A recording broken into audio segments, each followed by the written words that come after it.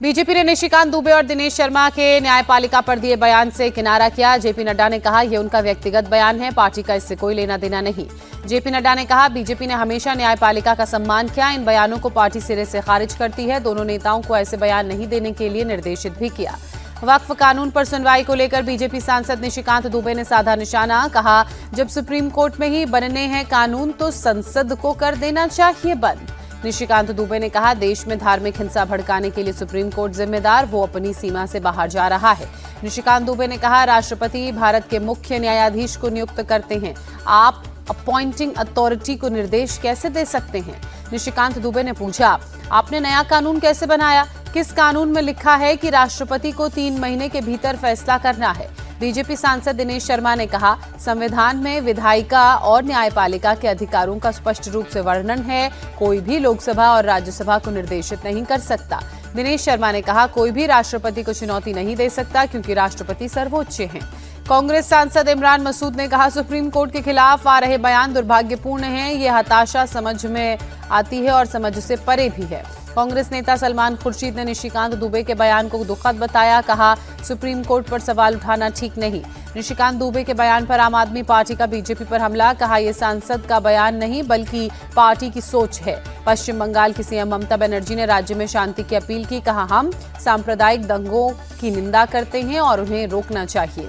ममता ने कहा दंगों के पीछे के अपराधियों से सख्ती से निपटा जा रहा है, हमने कड़ी कार्रवाई की है और 2 पुलिस अधिकारियों को हटा भी दिया है। ममता ने कहा बीजेपी और उसके सहयोगी दल अचानक बहुत आक्रामक हो गए हैं, वे इस घटना का इस्तेमाल विभाजनकारी राजनीति के लिए कर रहे हैं। मुर्शिदाबाद हिंसा के खिलाफ बीजेपी नेता शुभेंदु अधिकारी ने नेताजी भवन से श्यामा प्रसाद मुखर्जी भवन तक रैली निकाली। बीजेपी नेता शुभेंदु अधिकारी ने दावा किया, कहा कम से कम 1000 परिवार पीड़ित, 10,000 से ज्यादा लोग हुए विस्थापित। बंगाल से बीजेपी सांसद समिक भट्टाचार्य ने कहा मुर्शिदाबाद से हिंदू पलायन कर रहे हैं, पूरे बंगाल में लोकतांत्रिक व्यवस्थाएं ध्वस्त हो गई हैं। बंगाल के गवर्नर ने मुर्शिदाबाद में हिंसा के बाद के हालात का जायजा लिया। जाफराबाद में मारे गए गोविंद और चंदन दास के परिवार से मिले। हिंसा पीड़ितों से मुलाकात के बाद गवर्नर सीवी आनंद बोस ने कहा वे सुरक्षा की भावना से चाहते हैं, उनकी मांगों को केंद्र और राज्य सरकार के सामने रखूंगा। मुर्शिदाबाद हिंसा की एनसीडब्ल्यू सदस्य अर्चना मजूमदार ने तस्वीर बताई, उसे भयानक कहा। ममता सरकार को हिंसा की जिम्मेदारी लेनी चाहिए, ये भी कहा। हिंसा पीड़ित महिलाएं बोली हमें चूड़ी उतारने, अपनी संस्कृति को छोड़कर इस्लाम कबूलने की धमकी दी गई। पटना और नागपुर समेत विदर्भ रीजन में लगभग 50 जगहों पर वीएचपी ने मुर्शिदाबाद हिंसा के खिलाफ प्रोटेस्ट किया, सीएम ममता के इस्तीफे की मांग की। हैदराबाद में वक्फ कानून के खिलाफ all India Muslim personal law board का प्रदर्शन, ओवैसी समेत कई दलों के नेता शामिल। बैठक में मुस्लिम पर्सनल लॉ बोर्ड का फैसला 30 अप्रैल को रात 9 बजे बत्ती गुल प्रोटेस्ट होगा, 10 मिनट तक चलेगा बत्ती गुल प्रोटेस्ट। 22 मई को हैदराबाद समेत कई जगहों पर मुस्लिम महिलाएं वक्फ कानून का विरोध करेंगी। 1 जून को हैदराबाद के इंदिरा पार्क में होगा धरना, मुस्लिम पर्सनल लॉ का ऐलान। ओवैसी की ओर से बुलाए गए प्रोटेस्ट में डीएमके और बीआरएस के नेता शामिल हुए। दोनों ने इस वक्फ कानून को मुसलमानों के खिलाफ बताया। All India Muslim personal law board के अध्यक्ष सैफुल्लाह रहमानी ने कहा सुप्रीम कोर्ट जब तक पूरे कानून को रद्द नहीं करता हम प्रदर्शन करते रहेंगे। एआईएमआईएम प्रमुख ओवैसी का वक्फ कानून के बहाने मोदी सरकार पर हमला, देश के हुक्मरान हमें मिटाना चाहते हैं, हम झुकने वाले नहीं। ओवैसी की मोदी सरकार पर हमले की कोशिशें लगातार तेज। 2014 के बाद से मोदी सरकार के निशाने पर सिर्फ और सिर्फ मुसलमान हैं, कहा मुसलमानों को यूसीसी का डर दिखाने का भी आरोप लगाया। बिहार के किशनगंज में वक्फ संशोधन बिल के खिलाफ आज बड़ा प्रदर्शन, आरजेडी कांग्रेस समेत सभी विपक्षी दलों के नेता भी प्रदर्शन में शामिल होंगे। वक्फ कानून को लेकर उद्धव ठाकरे ने कहा मैंने जो सवाल उठाए थे वही सवाल सुप्रीम कोर्ट ने केंद्र से पूछे हैं। लखनऊ में वक्फ सुधार जागरण अभियान का आयोजन, डेप्यूटी सीएम केशव प्रसाद मौर्य ने कहा नए नियम से गरीब मुसलमानों को लाभ होगा। 3 दिन के अमेरिका दौरे पर बोस्टन पहुंचे नेता प्रतिपक्ष राहुल गांधी कल बोस्टन यूनिवर्सिटी के छात्रों को संबोधित करेंगे। लोकसभा में नेता विपक्ष राहुल गांधी का बयान, खुद को नेता के रूप में नहीं देखता, सत्य का साधक हूं। गांधी नेहरू की परंपरा सच्चाई के साथ खड़े रहने की है।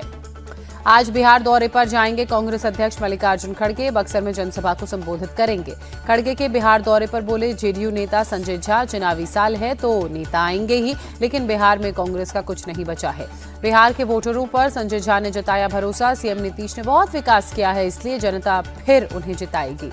कांग्रेस की बैठक में मल्लिकार्जुन खड़गे ने कहा सोनिया राहुल पर ईडी की चार्जशीट बदले की कार्रवाई है, हमें डरने की जरूरत नहीं।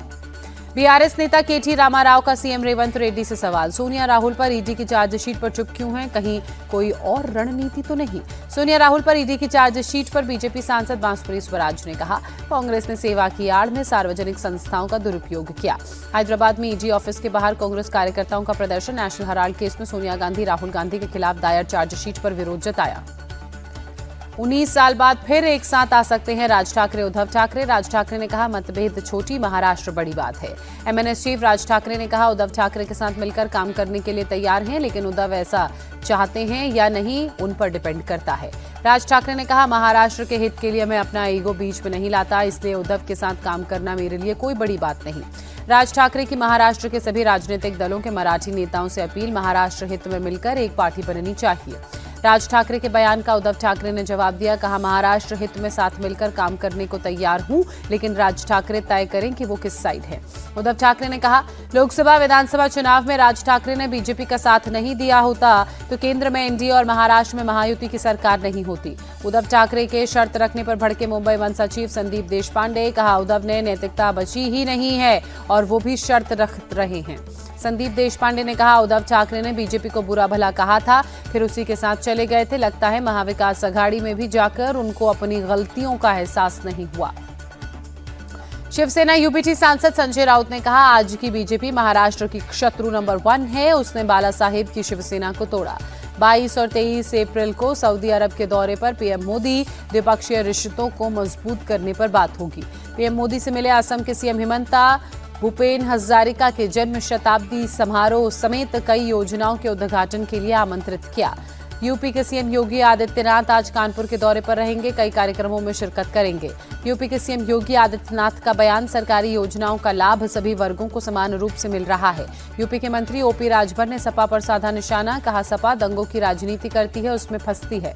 ओपी राजभर ने सपा को दलित विरोधी बताया, कहा, मायावती दलित नेता हैं, उनके साथ सपा ने गेस्ट हाउस कांड में कैसा व्यवहार किया था।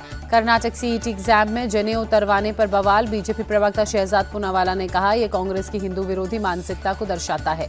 शहजाद पूनावाला ने कहा, बंगाल में हिंदू होना अपराध है और कर्नाटक में हिंदू जैसा दिखना अपराध है। विश्व लिवर डे पर दिल्ली में ILBS में प्रोग्राम का आयोजन। गृह मंत्री अमित शाह, LG CM रेखा गुप्ता सभी शामिल। अमित शाह ने कहा, 2020 में मैंने अपनी दिनचर्या में काफी बदलाव किया, भरपूर नींद, पानी और आहार लेता हूं। अमित शाह ने देशवासियों को दी सलाह, कहा, संतुलित आहार और योग से मैं आपके सामने बिना सुई दवाई के खड़ा हूं। LG विनय सक्सेना ने कहा, दिल्ली की नई सरकार ने हेल्थ केयर को लेकर नीतियों में बदलाव किया है। पिछली सरकार ने हेल्थ सेक्टर पर ध्यान नहीं दिया। चारधाम यात्रा के लिए हवाई टिकट के नाम पर ठगी से बचाने के लिए STF अलर्ट, फर्जी वेबसाइट्स और सोशल मीडिया पर रखेगी नजर। बिहार के सीएम नीतीश कुमार ने हज यात्रा की तैयारियों की समीक्षा की। कहा, हज यात्रियों को कोई दिक्कत नहीं होनी चाहिए। हरियाणा के फिरोजपुर झिरका में तबलीगी जमात का 3 दिनों का जलसा शुरू हुआ, लाखों लोगों के शामिल होने की उम्मीद। जम्मू कश्मीर के मुख्यमंत्री उमर अब्दुल्ला को लेकर जा रहा इंडिगो का विमान लैंडिंग इशू की वजह से दिल्ली में नहीं उतर सका, जयपुर करना पड़ा डाइवर्ट। श्रीनगर में खराब मौसम की वजह से शनिवार को कई उड़ानों को रद्द किया गया। एयरपोर्ट पर मची अफरा तफरी, पैसेंजर्स को परेशानियों का करना पड़ा सामना। श्रीनगर के डल लेक में शिकारा राइड को रोका गया, मौसम खराब होने के चलते फैसला। श्रीनगर में एक क्लब के सुरक्षा बंकर पर पेड़ गिरा, CRPF का एक जवान मामूली रूप से घायल। तेज हवाओं की वजह से हादसा हुआ, पेड़ को सड़क से हटाया गया। तमिलनाडु के विरुद्धनगर में अचानक बदला मौसम का मिजाज, शहर के कई इलाकों में तेज बारिश की वजह से कई इलाकों में जलभराव, सड़क यातायात प्रभावित। दिल्ली के मुस्तफाबाद में बिल्डिंग गिरने से दर्दनाक हादसे में मौत का आंकड़ा 11 लोग हुए घायल, 5 लोगों की हालत नाजुक। मरने वालों में 8 लोग एक ही परिवार के थे। बताया जा रहा है कि इमारत करीब 20 साल पुरानी। राष्ट्रपति द्रौपदी मुर्मू ने मुस्तफाबाद में हुए हादसे पर शोक जताया, घायल हुए लोगों से ठीक होने की उनकी जल्द कामना की। सीएम रेखा गुप्ता ने मुस्तफाबाद हादसे की जांच के आदेश दिए, कहा, दोषियों के खिलाफ सख्त कार्रवाई होगी। सीएम गुप्ता ने कहा, नियमों को ताक पर रखकर मकान बनाए जा रहे हैं, ऐसे मकान बनाने वालों को सजा मिलनी चाहिए। मुरादाबाद में पुलिस की बदमाशों से मुठभेड़, जवाबी कार्रवाई में 2 बदमाश घायल, पुलिस ने किया गिरफ्तार। मुरादाबाद फैक्ट्री लूट मामले में पुलिस का एक्शन, घायल बदमाशों को इलाज के लिए अस्पताल में कराया गया भर्ती। बागपत में एक फैक्ट्री में भीषण आग लगी। दमकल की गाड़ियों ने आग पर काबू पाया। मशक्कत से आग पर काबू पाया जा सका। आग की वजह से बड़े पैमाने पर नुकसान की आशंका, किसी तरह की जनहानि की हालांकि खबर नहीं। हरिद्वार में एक टेंट हाउस में आग लगी। हादसे में काफी नुकसान की आशंका। दमकल की टीम ने आग पर पाया काबू। आग लगने के कारणों की जानकारी नहीं। नागपुर के भांडेवाड़ी में डंपिंग यार्ड में आग लगी। अब तक आग लगने की वजह से क्या वजह रही आग लगने की, ये नहीं पता चल पाया। डंपिंग यार्ड में आग बुझाने गई दमकल की एक गाड़ी आग की चपेट में आई। देखते ही देखते जलकर खाक हुई।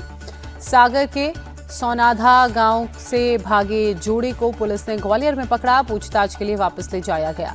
कुणाल हत्याकांड की मास्टरमाइंड लेडी डॉन जिक्रा को कोर्ट में पेश किया गया। कोर्ट ने 2 दिनों की पुलिस हिरासत में भेजा। यूपी के आजमगढ़ में पुलिस को ग्रामीणों ने पीटा। 12 आरोपी पकड़े गए। बारात में गाने के विवाद को सुलझाने गई थी पुलिस। यूपी के बलिया में सिरफिरे युवक की करतूत। मासूम बच्चे को सड़क पर पटका। सिर में चोट लगने से बच्चा अस्पताल में भर्ती। पंजाब पुलिस को बड़ी कामयाबी मिली। बब्बर खालसा इंटरनेशनल के 2 टेरर मॉड्यूल का खुलासा। कई हथियार और गाड़ियां भी बरामद की गई। पीएम मोदी से मुलाकात पर टेस्ला चीफ एलन मस्क ने कहा, उनसे बात करना सम्मान की बात। इस साल के अंत तक भारत आ सकता हूं। आईपीएल में आज डबल हेडर मुकाबले होंगे। पहला मुकाबला पंजाब किंग्स और रॉयल चैलेंजर्स बेंगलुरु के बीच होगा। दूसरे मुकाबले में मुंबई इंडियंस और चेन्नई सुपर किंग्स आमने सामने होंगे। पंजाब किंग्स और रॉयल चैलेंजर्स बेंगलुरु के बीच दोपहर 3:30 बजे मैच शुरू होगा। मुल्लापुर में खेला जाएगा मुकाबला। चेन्नई सुपर किंग्स और मुंबई इंडियंस के बीच आज मुंबई में होगी टक्कर। शाम 7:30 बजे मैच शुरू होगा। लखनऊ सुपर जायंट्स ने रोमांचक मुकाबले में राजस्थान रॉयल्स को 2 रनों से हराया। राजस्थान ने लगातार चौथा मैच गंवाया।